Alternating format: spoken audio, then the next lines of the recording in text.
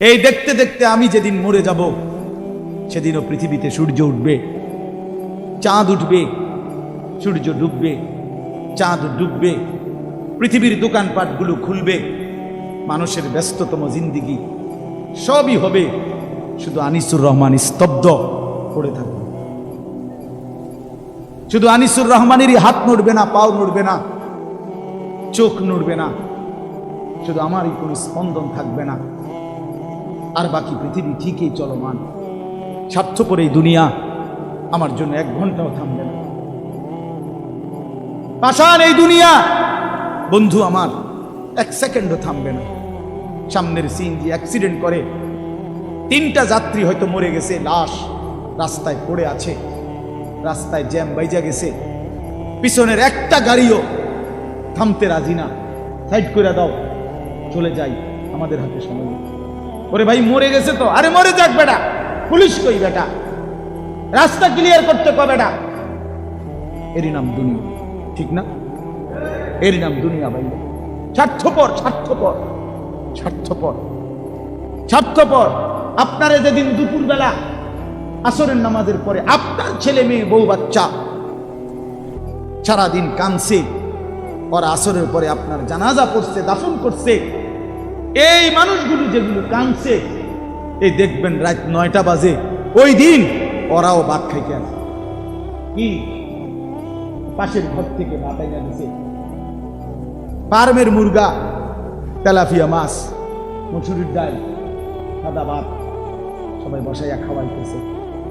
সবাই আরো যাইতে করতেছে, আরো 2 গা ভাত লও, আরো 2 টুকরা গোস্ত লও, যেই কান্দাটা কাঁদছো তুমি, এত কান্দে তো শরীর দুর্বল হয়ে যাবে, এবারটা মরছে, মরিয়া গেছে। এরই নাম দুনিয়া।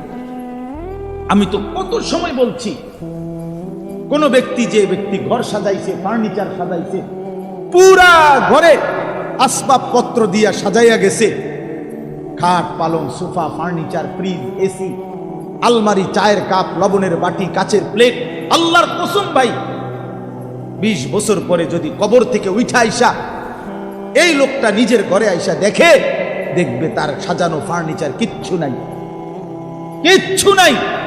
যদি জিজ্ঞেস করে ছেলে নাতিকে, এই বাপ আমার বানানো সেই মালগুলো, সামানাগুলো, ফার্নিচারগুলো কই, ছেলে বা নাতি বলবে দাদা অথবা বাবা এগুলো পুরান হয়ে গেছে, এই মডেল আর এখন চলে না, এই জন্য এগুলো ফেলে দিছি 5-7 বছর আগে, আপনি আইবেন জানলে তো রাখতে দিলাম। কি মিথ্যা বললাম? এর নাম দুনিয়া। আমার দাদা মারা যাওয়ার 12 বছর পরে আমার জ্যাঠারে জিজ্ঞেস করছিলাম, ও আমার জ্যাঠারে চিনি, অল্প কিছুদিন আগে জ্যাঠা মারা গেছে। আমার জ্যাঠারে জিজ্ঞাসিলাম, জ্যাঠা 12 বছর পরে আমার দাদার স্মৃতিস্বরূপ আপনার কাছে তার, আমার দাদার ঘরের কিছু আসেনি, নুনের বাড়ি, কাচের প্লেট। আমার জ্যাঠা মাথা নামায় ফেলছে, চোখের পানি ছেড়ে দিয়া বলছে, বাতিজা তোরে দেখাইবার মতো আমার কাছে কিছুই নেই, বাবার কোনো স্মৃতিই নাই। এর নাম দুনিয়া। ওমাল হায়াতুদ দুনিয়া ইল্লা মাতাউল গুরুর। আল্লাহ বলে, বান্দা দুনিয়ার জীবন শুধুই ধোঁকা, শুধুই ধোঁকা। ফামা মাতাউল হায়াতিদ দুনিয়া ফিল আখিরাতি ইল্লা কালিল। আল্লাহ বলে, আখিরাতের তুলনায় দুনিয়ার জীবন একদমই সামান্য। ওমা হাদিহিল হায়াতুদ দুনিয়া ইল্লা লাহবু ওয়া লাইব। আল্লাহ বলে, দুনিয়ার জীবন আর কিছুই নয় বান্দা, শুধুই তামাশা, খেলাধুলা, খেলাধুলা। ওয়ালামু আন্নামাল হায়াতুদ দুনিয়া লাইবুন ওয়া লাহবুন ওয়া জিনা ওয়া তাফাখুরুম বাইনাকুম ওয়া তাকাসুরুম ফিল আমওয়ালি ওয়াল আওলাদ। আল্লাহ বলে, দুনিয়ার জীবন শুনো, খেলাধুলা, তামাশা, কিছুক্ষণের সাজগোজ, এই fair and lovely, face wash, powder, snow, কিছুক্ষণের গর্ব, অহংকার, বড়াই, কিছুক্ষণ সম্পদ আর সন্তানের হিসাব। আল্লাহ বলেন, এই করতে করতে ফুরায় গেল হায়াত। তো মনে রেখো, ওয়াফিল আখিরাতে আযাবুন শাদীদ। আখিরাতে অপেক্ষা করছে অত্যন্ত ভয়ানক আযাব, আযাব। এই জন্য আল্লাহ তাআলা বলেন, আলহাকুমুত তাকাসুর, বাড়ানোর নেশা দুনিয়া তোমাদেরকে আখিরাত ভুলাইয়া দিল।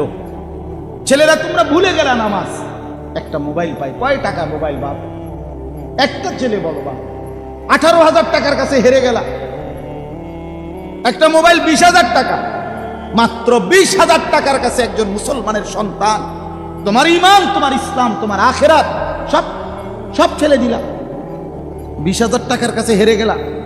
মোমেন তো গোটা পৃথিবীর বিনিময়ে হাঁটতে জানে না।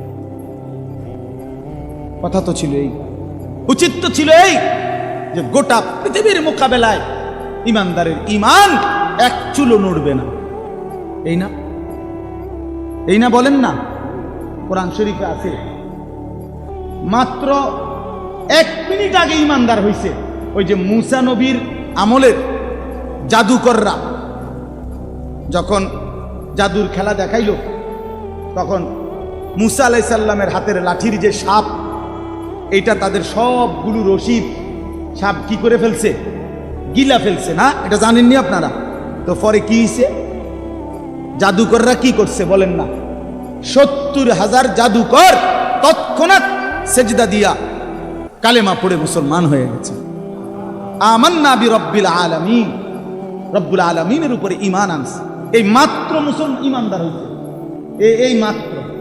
ফেরাউন সাথে সাথে বলছে, তোমরা আমার অনুমতি ছাড়া মুসার কালেমা গ্রহণ করলা, লা উসাল্লিবান্নাকুম ফি জুযুইন নাখলি, খেজুর গাছের ডালের মধ্যে তোমরা টাঙ্গাইয়া আমি হত্যা করব, তোমাদেরকে নির্মম শাস্তি দেব যদি তোমরা ফিরে না আসো।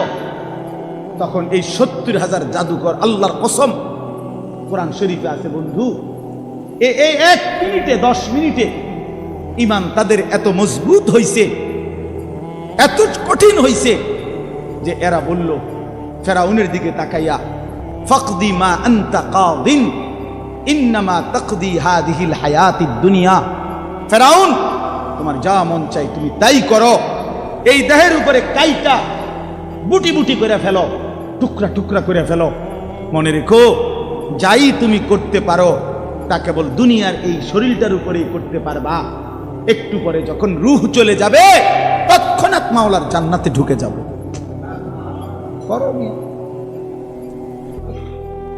এই ঈমান এত বড় সম্পদ, এত বড় নিয়ামত, এত বড় নিয়ামত, এত বড় নিয়ামত। ফেরাউন হযরতে আসিয়াকে, তার স্ত্রীকে শেষ পর্যন্ত শাস্তি দিতে দিতে, কোরআন শরীফ আছে ওয়া ফিরআউনা যিল আওতাদ, ফেরাউন পেরেক মারছে, পেরেক আপনারা কি কোন তার কাটা কয় যে পেরেক, এই পুরা শরীরের মধ্যে আসিয়ার পেরেক মারছে, পেরেক মাইরা কাঠের মধ্যে আটকাইয়া বলছে, রক্ত ঝরছে অঝরে। ফেরাউন বলছে, আসিয়া এই শেষবারের মতো বলছি, ঈমান ছেড়ে দে, মুসার কালেমা ছেড়ে দে। আল্লাহর কসম, তাফসীরের মধ্যে আছে হযরতে আসিয়া বলছে, ফেরাউন, রাজপ্রাসাদ ছেড়ে দেওয়া যায়, রানীর মর্যাদা ছেড়ে দেওয়া যায়, তোমার মতো বেটার স্ত্রী হওয়া ছেড়ে দেওয়া যায়, গোটা পৃথিবীর সব সম্মান মর্যাদা ছেড়ে দেওয়া যায়, কলিজার ভিতরে যে ঈমান বসছে সেই ঈমান ছেড়ে দেওয়া যায় না। তুমি জানো না ঈমান কি বড় সম্পদ, আখিরাত কি বড় সম্পদ। শেষ পর্যন্ত ফেরাউন বলছে আসিয়াকে এই জীবিত এই অবস্থায় রাইখা, তাফসীরের মধ্যে আছে ফেরাউন তার সৈন্যদেরকে বলছে, তাকে চামড়া এই জীবিত রাইখা ছিঁড়ে ফেলো, জীবিত রাইখা কাটো, চামড়া ছিল, ছাগলের চামড়া, গরুর চামড়া যেমন ছিলে এভাবে ছিলতে শুরু করো। হযরতে আসিয়া তখন আল্লাহকে বলছে, মাওলা, আমার এক্ষণ জান চলে যাবে, আমি জানি আমি শহীদ হয়ে যাব, তবে আমার শাহাদাতের পূর্ব মুহূর্তে, এটাও কোরআনে আছে, উনি একটা দোয়া করছে, মাওলা শহীদ হব ঠিক আছে, কিন্তু আপনার কাছে আমার ফরিয়াদ, রব্বিবনি লি ইনদাকা বাইতান ফিল জান্নাহ, আপনার সাথে জান্নাতে আমার একটা ঘর দিয়েন, আমি আপনার সাথে, এটা মহব্বতের কথা, আপনার সাথে জান্নাতে একটা ঘর পেতে চাই। ওয়া নাজ্জিনি মিন ফিরআউনা ওয়া আমালিহি, ফেরাউন আর তার সমস্ত কুফরি কর্মকাণ্ড থেকে আপনি আমাকে রক্ষা করেন। আমারে রক্ষা করেন, ওয়ানাজ্জিনি মিনাল কওমিজ জালিমিন, জালেম সম্প্রদায় থেকে আমাকে রক্ষা করেন। আমি জীবন দিয়ে দিতে চাই, কিন্তু আপনার পাশে জান্নাতে একটা ঘর চাই। আল্লাহ তাআলা বলছে, জিব্রাইল যাও আমার আসিয়ার সামনে তার জান্নাতের ঘরটা ধরো। জান্নাতের ঘরটা দেখতে দেখতে আমার আসিয়া জীবন দিয়ে শহীদ হয়ে আমার কাছে চলে আসুক।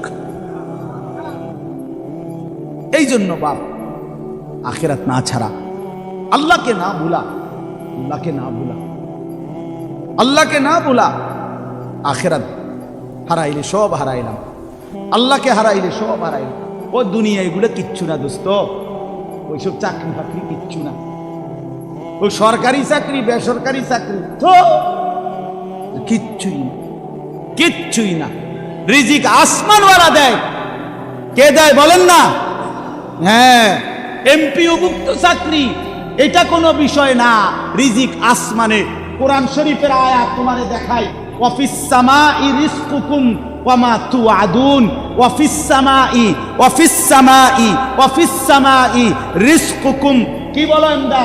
শোনো, কোরআনে আল্লাহ বলছে, আল্লাহ বলছে আসমানে তোমাদের রিজিক, আসমানে তোমাদের রিজিক, আসমানে তোমাদের রিজিক। এমপিওভুক্তি চাকরির মধ্যে না। আনিসুর রহমান 9 বছর এমপিওভুক্তি চাকরি ছেড়ে দিছে। রব্বে কাবার কসম, এক লোকমা ভাতের অভাবে মরে নাই। মোতালেবও মরবে না ইনশাআল্লাহ, মোতালেব হোসেন সালিহিও মরবে না, মরবে না, মরবে না বললাম। ইজ্জতের রিজিক আল্লাহ তাআলা দেবে। তাকওয়ার মধ্যে রিজিক, হকের মধ্যে রিজিক, আল্লাহর গোলামির মধ্যেই রিজিক আছে, কোনো সমস্যা নেই। আসমানওয়ালা রাজি তো সব রাজি। जो तू मेरा तो सब मेरा, फलक मेरा जमी मेरी। যখন আল্লাহ আমার, সব আমার, আসমানও আমার, জমিনও আমার। अगर एक तो नहीं मेरा तो कोई शै नहीं मेरी। যদি আল্লাহ আমার না হয় তো আমার কিচ্ছু নাই। সব হারিয়ে কাকে পেতে চাই বলেন না? সবাই বলেন আল্লাহকে, আল্লাহকে, আল্লাহকে, আল্লাহকে, আল্লাহকে। যুবক ফিরে আসো ভাইয়া, যুবক নষ্ট হইও না, চরিত্রহীন হইও না। মনে রাখো বাপ, আমি বারবার এই কথা বলতেছিলাম, অসংখ্যবার বলছি গত কিছুদিন আগেও, যে ফিলিস্তিনের মুসলমান আজীবন রক্ত দিবে আর তুমি আজীবন মোবাইল টিপবা। তুমি কি ভাবছো? রোহিঙ্গা মুসলমান আজীবন জীবন দিবে, তুমি মুসলমান জীবনে আর নির্যাতিত হবা না।